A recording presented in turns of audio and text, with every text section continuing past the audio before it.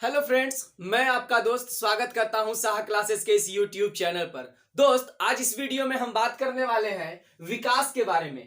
विकास मतलब इसको इंग्लिश में इवोल्यूशन कहते हैं। हम लोग इवोल्यूशन के लिए 4-5 लेक्चर बनाएंगे क्योंकि ये बहुत बड़ा चैप्टर है और इससे आपके कॉम्पिटिटिव एग्जाम में बहुत अच्छे अच्छे सवाल पूछे जाते हैं। तो चलिए एक एक करके विकास के बारे में बात करते हैं कि विकास क्या है और जीवन का उत्पत्ति कैसे हुआ, ये ब्रह्मांड कैसे बना, किस साइंटिस्ट ने क्या शब्द बोले या किस तरह के सिद्धांत दिए। तो इस तरह से हम लोग सभी टॉपिक पर डिस्कस करेंगे। अगर ये वीडियो आपको थोड़ा सा भी इंफॉर्मेटिव लगे तो इस वीडियो को जरूर लाइक कीजिएगा, चैनल को सब्सक्राइब कीजिएगा और अपने फ्रेंड सर्कल को जरूर सेंड कीजिएगा। चलिए एक एक करके विकास मतलब इवोल्यूशन के बारे में जानते हैं, ठीक है।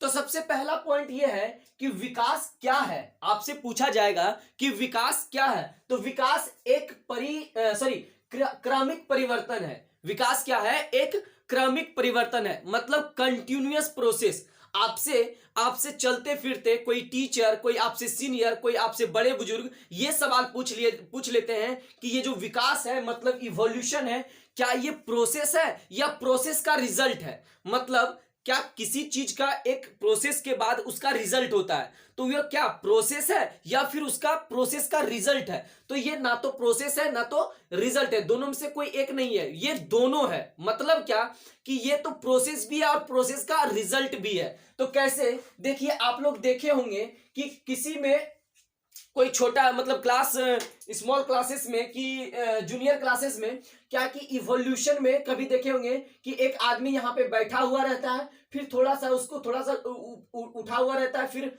थोड़ा सा और झुक के रहता है, फिर यहाँ पे क्या होता है पूरा खड़ा हो जाता है और खड़ा हो जाने के बाद फिर वो यहाँ पे क्या करता है, एक डंडा लेकर के चलता है और फिर डंडा लेने के बाद वो एक आग जलाता है। तो इस तरह से देख रहे हैं कि ये जो एक प्रोसेस है यहां से चला था, एकदम छोटा 4 पैर पर चलने वाला जीव था और फिर यहां से धीरे धीरे धीरे धीरे करते एक मानव जाति बना।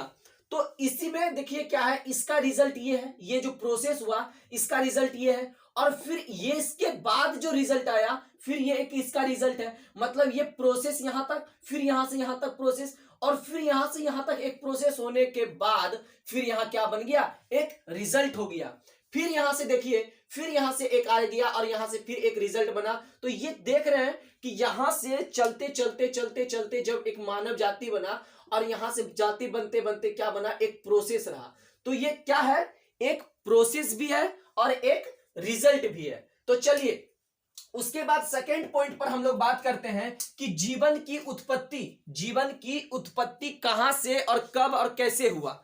कहां से कब और कैसे हुआ, इसको इंग्लिश में ऑरिजिन ऑफ लाइफ कहते हैं। क्या कहते हैं? Origin of life. हम मानव शरीर के बारे में नहीं, हम मानव के बारे में नहीं, हम सिर्फ जीवन के बारे में अभी बात कर रहे हैं। मानव मतलब ह्यूमन इवोल्यूशन हम लोग थोड़ा लास्ट टॉपिक में देखेंगे। इससे पहले सबसे पहले जानेंगे कि ये ब्रह्मांड, ये दुनिया, ये संसार बना कैसे और संसार बनने के बाद ही तो जीव बना।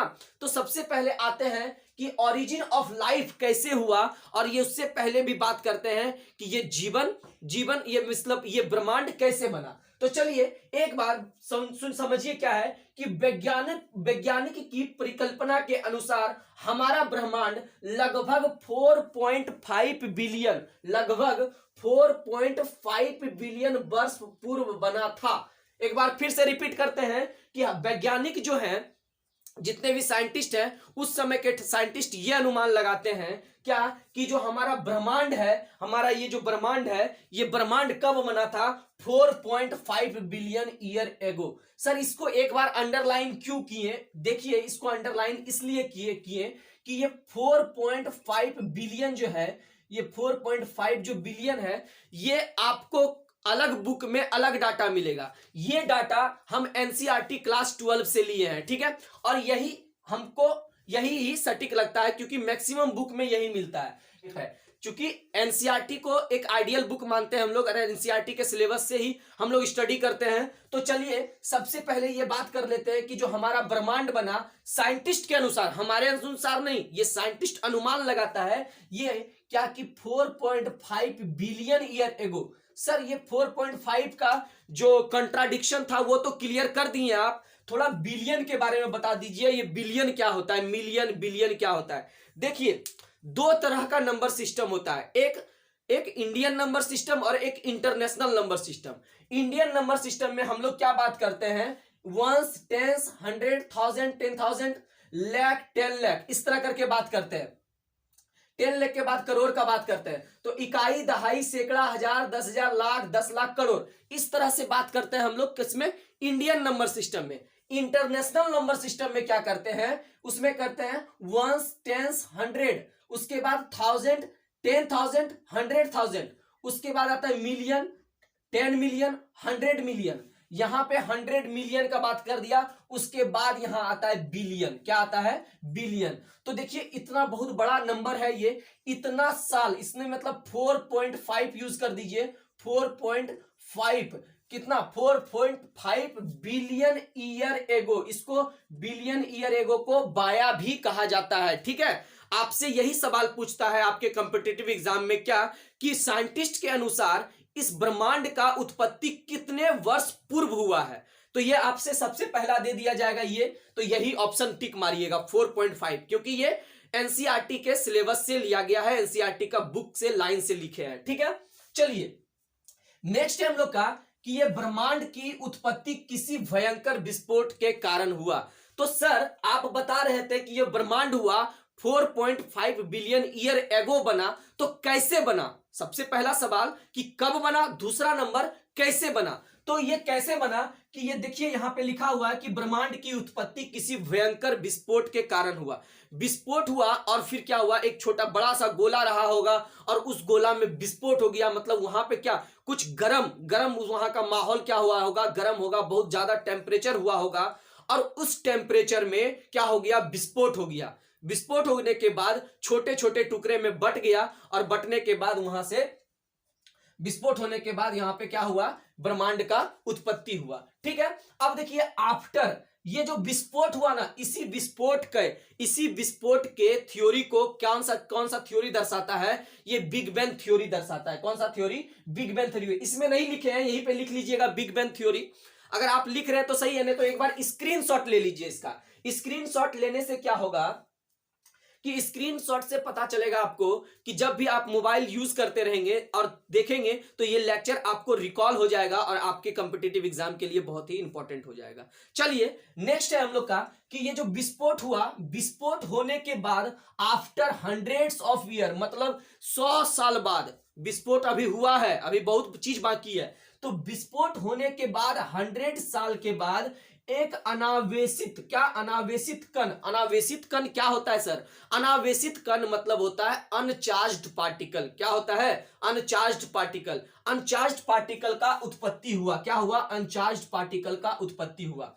उसके बाद अनचार्ज पार्टिकल का उत्पत्ति जब हुआ, वो पार्टिकल्स में बहुत सारे कण दिखे गए। क्या, कौन सा कण, वो कण, मतलब पार्टिकल्स को ही कण कहते हैं, पार्टिकल्स को ही कण कहते हैं। तो इसमें किसका अंश दिखा गया और क्या क्या था सर, ये अनचार्ज पार्टिकल में क्या क्या था। तो आपसे यहीं से सवाल पूछता है कि जो आफ्टर क्या, मतलब ब्रह्मांड की उत्पत्ति किसी भयंकर विस्फोट के कारण हुआ, उसके बाद 100 साल के बाद क्या हुआ, अनचार्ज पार्टिकल बना, और उस अनचार्ज पार्टिकल में किसका अंश था, मतलब कौन से इलेक्ट्रॉन, प्रोटॉन, ये था भी नहीं, ये था कि नहीं था, या फिर और कोई अदर एटॉम भी था क्या, तो हाँ सर था। तो क्या था, हाइड्रोजन था, हीलियम था, लिथियम था, ऐसे कुछ अंश थे। क्या बोले, फिर से समझिए कि ये जो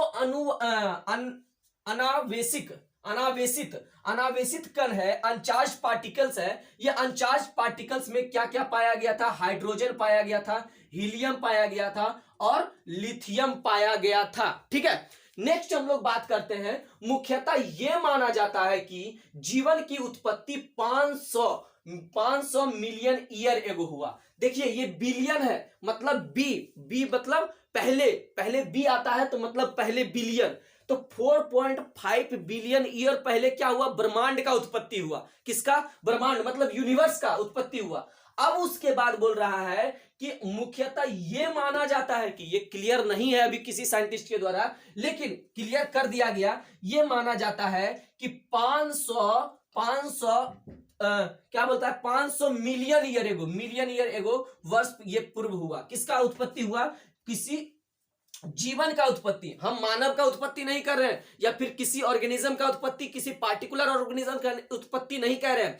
हम किसका उत्पत्ति कह रहे हैं? इसमें माना गया क्या कि ये जो जीवन है हमारा जीवन नहीं, किसी भी जीव, पहला जीव जो बना वो 500 मिलियन ईयर एगो बना। 500 million year ago, MYA, million year ago. माया, यहां पे क्या था? बाया मतलब बिलियन ईयर एगो। अब यहां पे क्या आ रहा है? मिलियन ईयर एगो। ठीक है, अब किसी बुक में देखिए, फिर हम बता रहे हैं ये डाटा जो लिखा हुआ है ये एनसीईआरटी से लिया गया है, और आपके दूसरे बुक में 3600 लिखा गया है। तो हम आइडियल मानते हैं किसको? एनसीईआरटी को। इसीलिए एनसीईआरटी का बुक को, डाटा को मानिए, और 500 मिलियन ईयर वर्ष पूर्व यहां पे क्या बन गया? जीवन का उत्पत्ति हुआ। अब देखिए यहां पे हम लोग एक क्रोनोलॉजी समझिए कि यहां पे हम लोग समझे थे कि भयंकर विस्फोट के कारण क्या बना था?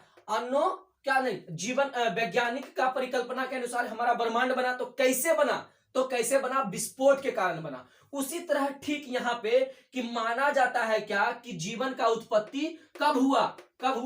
500 मिलियन ईयर एगो। तो मिलियन देखिए, 1 10 100 10,000 100,000, उसके बाद यहां आता है मिलियन। इतना दूर पहले क्या बना? 500 मिलियन, यहां पे 100,000 मिलियन 100,000 यहां पे आके बना। ठीक है, यहां पे बना क्या? हमारा जीवन नहीं, एक पहला जीव आया इस दुनिया में।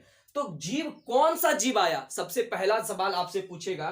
पहला नहीं कह सकते हैं इसको, बहुत सारा, अब यहां पे भी देखे बहुत सारा सवाल, लेकिन ये जो नेक्स्ट सवाल है ये पूछेगा कि कौन सा जीव पहला जीव पता चला। तो इससे साइनोबैक्टीरिया के जीवाश्म मतलब फॉसिल्स की खोज से कैसे पता चला?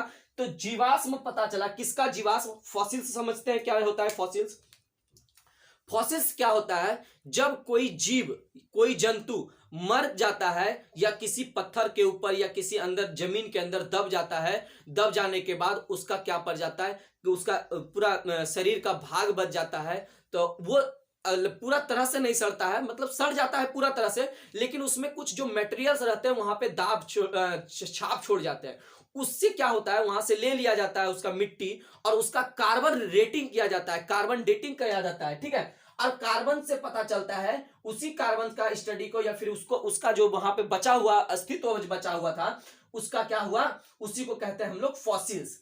तो ये फॉसिल्स जो हुआ, ये फॉसिल्स जीवाश्म जिसको कहें, वो किसका जीवाश्म मिला था? साइनोबैक्टीरिया का जीवाश्म मिला था। किसका जीवाश्म मिला था? साइनोबैक्टीरिया का जीवाश्म मिला था। तो साइनोबैक्टीरिया का जीवाश्म से ये पता चला कि 500 मिलियन ईयर एगो, 500 मिलियन ईयर पहले जीवन का उत्पत्ति हुआ। कहां पे? तो ब्रह्मांड में। कहां पे? तो इस दुनिया संसार जगत में। ठीक है, तो चलिए नेक्स्ट हम लोग बात करते हैं कि इसके बाद क्या हुआ। इसके बाद बहुत कुछ जीवन आने लगा, और धीरे धीरे इवोल्यूशन बढ़ते बढ़ते सबसे एडवांस एनिमल ह्यूमन बन गया। लेकिन इसके बीच में बहुत सारे साइंटिस्ट आए, और साइंटिस्ट अपना अपना क्या दिए? सिद्धांत दिए, जिसको प्रिंसिपल कहते हैं। इंग्लिश में क्या कहते हैं? प्रिंसिपल कहते हैं। तो चलिए देखिए क्या है कि यहाँ पे प्रिंसिपल जो है, कौन सा प्रिंसिपल? सबसे पहला बात करते हैं, सबसे पहला साइंटिस्ट आया, और 1924 में एक रूसी वैज्ञानिक अलेक्जेंडर इवांचिस ओपेरन। देखिए ऐसे पूरा नाम याद नहीं रहेगा, ओपेरन नाम याद रखिएगा। कौन सा नाम? ओपेरन। जीव की उत्पत्ति निर्जीव पदार्थ से हुई। कहां से हुआ? निर्जीव पदार्थ से। ओपेरन साहब 1924 में आए और बोले क्या इस दुनिया संसार में, जगत में जो जीव है वो जीव मरा हुआ जीव से आया। मरा हुआ जीव मतलब पुराना मरा हुआ पदार्थ से, निर्जीव पदार्थ से। निर्जीव पदार्थ क्या होता है? सजीव पदार्थ क्या होता है आपको पता है? जिसमें सांस लेने की क्षमता ना हो, या फिर जो चल नहीं सकता है, जिसमें सेंस ऑर्गन नहीं हो, जिसमें ये क्या बोल सकते हैं, जो फूड खा नहीं सकता है, जो मूवमेंट नहीं कर सकता है। अभी एक कैमरा से रिकॉर्डिंग कर रहे हैं, वो कैमरा क्या हो गया? एक नॉन लिविंग हो गया, मतलब वो क्या हो गया? निर्जीव पदार्थ हो गया। टेबल, पेन, पेपर, ये सब क्या है? निर्जीव पदार्थ है। तो उन्होंने क्या कहे? कौन साहब? ओपेरन साहब बोले कि इस दुनिया संसार जगत में जो जीव आया वो जीव निर्जीव पदार्थ से आया। तो बहुत साइंटिस्ट माथा में टेंशन हो गया कि अरे यहाँ पे जो आया साइंटिस्ट, ये क्या बोलते हैं, ये जीव जो आया, ये जीव कैसे आ सकता है किसी निर्जीव चीज से। तो इसका कटाक्ष कर दिया, और कटाक्ष करने के बाद ये दिमाग में सभी साइंटिस्ट का खुला कि चलो इस पर एक्सपेरिमेंट करते हैं कि ये दुनिया संसार जगत में जीव आया कैसे। तब उसके बाद 1929 में देखिए 5 साल के बाद ओपेरन साहब आए, और ओपेरन साहब ओपेरन साहब आए, तो हेल्डन साहब आए। कौन सा आए? हेल्डन साहब आए। और हेल्डन साहब ओपेरन का, किनका? ओपेरन जो सिद्धांत बोले थे कि निर्जीव पदार्थ से आया, तो वही उन्हीं का विचार को विस्तार किया। क्या किया? बड़ा किया, मतलब उस पर एक्सपेरिमेंट किया। और एक्सपेरिमेंट करने के बाद यह बताया कि ये जो जीवन है, जीवन पहले से मौजूद जीव पर आया, जीव से आया। मतलब जो जीव है, इससे पहले कोई जीव था, उस जीव से आया। ठीक है, तो फिर एक कंट्राडिक्शन हो गया कि पहले का जीव कैसे आया भाई। तो यहां पे इन्होंने ये भी बताया कि ये जो हेल्डन साहब है, हेल्डन साहब ये भी बताए कि ये दुनिया संसार का जो बना, तो बनने के बाद पहले एटमॉस्फेयर बना। एटमॉस्फेयर में यही सब हाइड्रोजन, ऑक्सीजन और ऑक्सीजन नहीं था उस समय, हाइड्रोजन, हीलियम, लिथियम, ये सब क्या था? ये सब गैसेस था। और गैसेस से क्या बन रहा था? क्या बन रहा था? एक वायुमंडल कह सकते हैं उसको, एक वायुमंडल बन रहा था। ठीक है, मतलब इन्वायरमेंट बन रहा था। अब देखिए ये जीवन, ये इन्होंने क्या बोला कि ओपेरन साहब बोले क्या कि जीवन का उत्पत्ति निर्जीव पदार्थ से हुआ। उसके बाद उन्होंने 1924 में हेल्डन साहब आए। हेल्डन साहब बोले कि जीवन का उत्पत्ति पहले वाला जीव से आया। इसका भी कटाक्ष नहीं मिल पाया, मतलब इसको भी कर दिया। उसके बाद 1953 में एक दिग्गज कह सकते हैं, बहुत बड़का मिलर साहब थे। मिलर साहब ने पृथ्वी के प्रारंभिक वायुमंडल जैसी परिस्थितियां उत्पन्न कर करके यह साबित किया कि ओपेरन साहब बोले थे कि इस दुनिया संसार जगत में जो पहला चीज हुआ वो निर्जीव पदार्थ से हुआ, और निर्जीव पदार्थ के साथ साथ यहाँ पे एक क्या बन गया था? एक वायुमंडल बन गया था। और वो वायुमंडल की परिस्थिति को किया, और ओपेरन के सिद्धांत को संभव है। मतलब क्या हुआ समझिए, फिर से एक बार रिपीट करते हैं कि मिलर ने 1953 में पृथ्वी के प्रारंभिक वायुमंडल जैसी परिस्थितियां उत्पन्न कर यह साबित किया कि ओपेरन का सिद्धांत क्या है? संभव है। तो उन्होंने अपने लेबोरेटरी में गए, और लेबोरेटरी में एक ऐसा इक्विपमेंट्स बनाए, और एक ऐसा इक्विपमेंट्स बनाने के बाद क्या हुआ, उसमें जिस तरह से पहले, मतलब यहां पे ये 500 मिलियन ईयर एगो कैसा वायुमंडल था, कैसा इन्वायरमेंट था, कैसा कौन सा गैस था, वो सब चीज को लिए। तो कौन कौन सा गैस था? मीथेन था, अमोनिया था, और हाइड्रोजन। तो ये सब चीज कितना रेशियो में लिया? तो 2:1:2, मतलब 2 मॉलिक्यूल्स ऑफ मीथेन और 1 molecules of ammonia and 2 molecules of hydrogen. ये सभी बहुत सारा क्या किए, लिए, अपने एक इक्विपमेंट्स बनाए थे, बहुत सारा बड़ा मशीन बनाए थे। देखिए मशीन का थोड़ा सा स्ट्रक्चर बता देते हैं। वो स्ट्रक्चर, एक मिनट, डस्टर कहाँ है? तो यहां पे देखिए जरा सा यहां पे बता देते हैं, ताकि आप कभी देखिएगा इस तरह से तो आपको समझ में आ जाएगा कि हाँ, मिलर साहब का ये एक्सपेरिमेंट था। और एक्सपेरिमेंट यहाँ पे एक और फ्लास्क था, और फ्लास्क होने के बाद यहाँ पे ऐसे फिर यहाँ पे पानी डालने वाला था, और फिर यहाँ से आकर के ये यहाँ पे चार्ज पार्टिकल्स यहीं पे दिया गया था। 800 डिग्री सेल्सियस पर ये कर रहा था। इस तरह का एक्सपेरिमेंट किए, इस तरह से। इसी में हाइड्रोजन क्या रखे थे? हाइड्रोजन रखे थे, हीलियम रखे थे, और भी बहुत सारा था। मीथेन रखे थे, NH3, अमोनिया रखे थे, NH4, ये सब रखे थे यहाँ पे। कौन सा? ये मिलर साहब एक्सपेरिमेंट। तो आपसे यहाँ पे एक सवाल पूछेगा क्या कि 1953 में सबसे पहले ये जो ये वायुमंडल, मतलब प्रारंभिक वायुमंडल जैसे परिस्थिति किनके द्वारा सिद्धांत में बताया? तो मिलर के द्वारा बताया। उसके बाद दूसरा सवाल क्या कि ये कि जीवन की उत्पत्ति पिछले जीवों से हुआ है, इसका सिद्धांत किनके द्वारा बताया? तो हेल्डन के द्वारा बताया। और सबसे पहला जीवन के बारे में किसने बताया कि ये जो जीवन है वो निर्जीव पदार्थ से आया? तो किनके द्वारा? ओपेरन के द्वारा। यहां 3 साइंटिस्ट के बारे में लिखे हैं हम लोग और 3 ईयर लिखे हैं। ये बहुत ही इंपॉर्टेंट है, आपको याद रखने का जरूरत है। और आप याद रखिए, एक बार फिर से रिपीट करते हैं कि पहला बार 1924 में ओपेरन साहब आए और उन्होंने कहा कि ये जीवन का उत्पत्ति निर्जीव पदार्थ से हुआ। उसके बाद वो गलत हो गए और बोले क्या कि नहीं।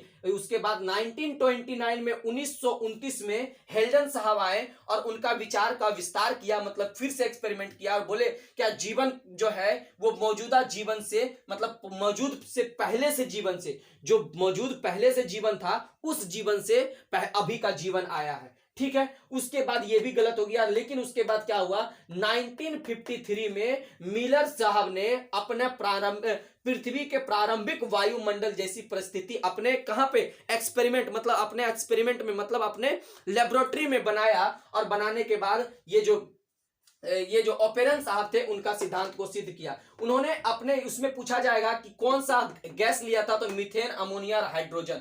कितना रेशियो में लिया था, कितना अमाउंट में लिया था? तो 2:1:2 इतना अमाउंट में लिया था। तो चलिए एक बार पूरा वीडियो का मोरल ऑफ द स्टोरी बताते हैं। मोरल ऑफ द स्टोरी यही क्या है कि हम लोग आज पढ़ रहे हैं सर इवोल्यूशन। क्या पढ़ रहे हैं? इवोल्यूशन। इवोल्यूशन में ये इवोल्यूशन क्या है? एक प्रोसेस भी है और एक प्रक्रिया भी, प्रोसेस भी है और एक रिजल्ट भी है। उसके बाद दूसरा नंबर है जीवन की उत्पत्ति, मतलब जीवन का उत्पत्ति मतलब उससे पहले ब्रह्मांड की उत्पत्ति। जीवन का उत्पत्ति हेडिंग है। ब्रह्मांड की उत्पत्ति, ब्रह्मांड का उत्पत्ति कैसे कब हुआ? तो 4.5 billion year ago, 4.5 billion year ago sorry.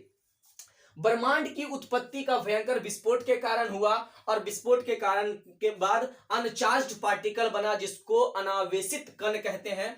उसके बाद यहां से आकर के हाइड्रोजन, हीलियम, लिथियम के कुछ अंश बने थे, ये इसी में थे। लेकिन उसके बाद मुख्यतः यह माना जाता है कि 500 मिलियन, यहां पे बिलियन था, यहां पे 500 मिलियन ईयर एगो, बिलियन ईयर